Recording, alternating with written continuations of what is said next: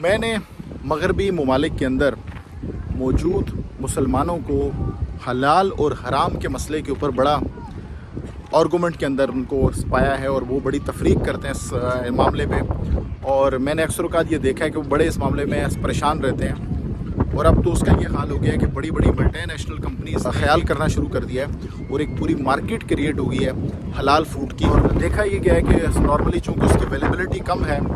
ابھی بھی اس کی اویلیبلٹی کم ہے، تو وہ ایک دوسرے جو فوڈز ہوتے ہیں اس کے مقابلے میں وہ لٹل بٹ ایکسپینسو ہوتا ہے۔ مگر میرا اس معاملے کے اندر یہ آرگومنٹ ہے کہ بیشتر مسلمانوں کو، میں سب کی بات نہیں کر رہا، بیشتر مسلمانوں کو اس معاملے کے اوپر زیادہ پریشان ہونے کی ضرورت نہیں ہے، تکلیف اٹھانے کی ضرورت نہیں ہے۔ چیز ہے جو آپ کو مسلمان یعنی کیے رکھتی ہے، جس کی اگر آپ بس پابندی نہیں کرتے، جس کے بارے میں یہ کہا گیا ہے کہ وہ ایک مسلمان اور ایک کافر کے درمیان حد فاصل ہے، وہ نماز ہے۔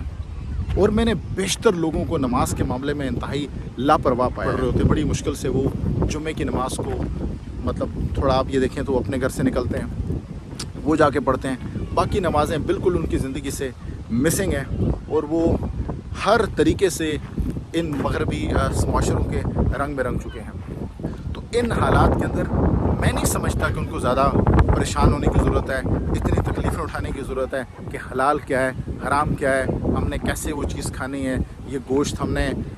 حلال کھانا ہے، حرام کھانا ہے، اور اس معاملے میں بس بار بار اس کے لیے ایفرٹس کرنا، اس کو حاصل کرنے کی کوشش کرنا، اس کا انتظام کرنا، اس کا اہتمام کرنا۔ بھائی جب آپ بنیادی طور پہ ایک اسلام کا جو بنیادی شعار ہے آپ اس کو نہیں فالو کر رہے، تو پھر آپ کو اتنے جھنجھٹ میں پڑنے کی کیا ضرورت ہے، اتنی تکلیف میں پڑنے کی کیا ضرورت ہے؟ پھر آپ اپنے فیصلوں کے اندر آزاد ہیں۔ جب آپ نے یہ فیصلہ کر لیا ہے کہ آپ نے نماز نہیں پڑھنی، آپ نے اس کی اپنا یعنی اس پابندی نہیں کرنی، تو پھر باقی فیصلوں میں بھی اللہ تعالیٰ کی طرف سے آپ آزاد ہیں، آپ فری ہیں۔ آپ مغربی معاشروں میں جس طریقے سے کوئی ان کے لیے کوئی اپنا یعنی اس پابندی نہیں ہے، اسی طریقے سے پھر آپ کے لیے بھی کوئی اپنا پابندی نہیں ہے۔ جب آپ نے ایک فیصلہ کیا تو آپ باقی فیصلے بھی کر لیں۔ تو آپ نے جو نماز کو ترک کرنے کا فیصلہ کیا ہے، اب اس فیصلے کے بعد آپ کے لیے ہر قسم کی آزادی ہے، آپ جو مرضی چاہے کریں، جو مرضی آپ نے فیصلہ کرنا ہے کریں، جو مرضی آپ نے کھانا ہے آپ کھائیں، جو جس چیز کا مرضی آپ نے انتخاب کرنا ہے کریں، کیا شرعی اور پھر کیا غیر شرعی، پھر ہر قسم کی چیز آپ کے لیے ٹھیک ہے، ہر قسم کی چیز آپ کے لیے جائز ہے۔ پھر آپ اپنے آپ کو اتنی مصیبت میں نہ ڈالیں، اور اپنی اس لائف کو جناب انجوائے کریں، اور فریڈم کو انجوائے کریں۔ بھائی جب یہاں سے جانے کے بعد بھی آپ کو لتر پڑنے ہیں، تو پھر کم از کم اپنا دنیا کے اندر تو آپ اتنی مشقت نہ اٹھائیں نا۔ ہم دنیا کے اندر اس مشقت کو اس لیے انجوائے کرتے ہیں کہ ہمارا یہ ایمان ہوتا ہے کہ ہم اللہ کے اصولوں کی اپنا یعنی پاسداری کر رہے ہیں، اور مرنے کے بعد ہمیں اس کا ریوارڈ ملے گا۔ تو پھر آپ اپنی زندگی کو بھی انجوائے کرتے ہیں، اس قسم کی اپنا یہ پابندیوں کو بھی انجوائے کرتے ہیں، کیونکہ پھر آپ کو سب کچھ اچھا لگ رہا ہوتا ہے کہ انشاءاللہ we are heading toward something good.